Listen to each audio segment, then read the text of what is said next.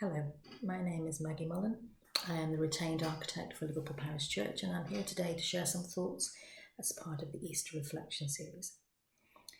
Most of my professional work focuses on the opportunities and challenges of repurposing historic fabric for new uses, new expectations, new demands. One of the biggest challenges is how to maintain memory, continuity, richness for all those involved in that building or those buildings, both individually and collectively, while sustaining viability and maintaining longevity. I've been fascinated by our emotional response to space, to place, to architecture, and to the change it impacts. At a time when our physical worlds have shrunken to our homes, if we're lucky enough to have one, this sensation is more keenly felt, more intimately felt. I've spent the past few weeks using up the paint in my cupboard to recreate the canvas of my home life, repurposing, reinvigorating, seeking solace in the new experience created on this historic fabric. The beauty of the setting sun on my small yard in the evening, glancing askance at layers of paint that have built up over 190 years, makes my heart sing, it fills my soul.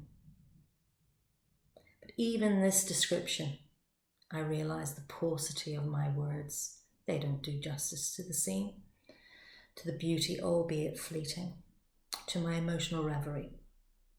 Words, a lifelong fascination, with pinpointing that exact phrase, that exact set of syllables that distills everything I am trying to evoke.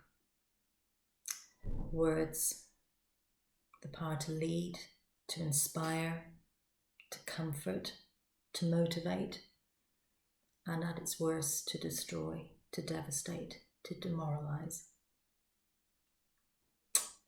This is even more pertinent in these unprecedented times when we're looking to words for solace,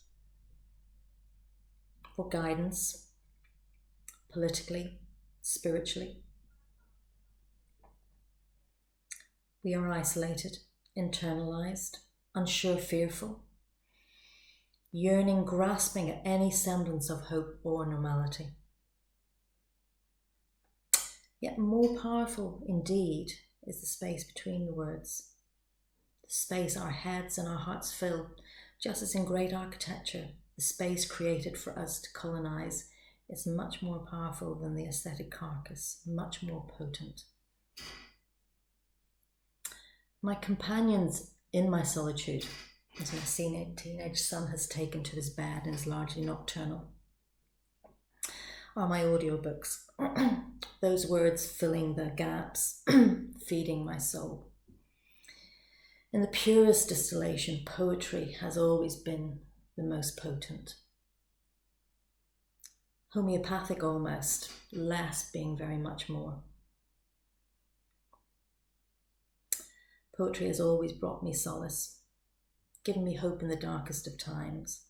As my faith, my God is always there. It is He who opens my heart, opens my mind, guides my path. He is here giving me strength to keep going, keep making decisions, keep looking forward, even in this unprecedented, fearful landscape. Though I am fearful, He holds my hand. I'd like to share some words from Robert Frost. The Road Not Taken. Two roads diverged in a yellow wood, and sorry I could not travel both and be one traveller. Long I stood and looked down as far as I could to where it bent in the undergrowth. Then took the other as just as fair, and having perhaps the better claim, because it was grassy and wanted wear. Though as for that, the passing there had worn them really about the same. And both that morning equally lay in leaves no step had trodden black. Oh, I kept the first for another day. Yet knowing how way leads on to way, I doubted if I should ever come back. I shall be telling this with a sigh somewhere ages and ages hence. Two roads diverged in the wood, and I took the one less travelled by, and that has made all the difference.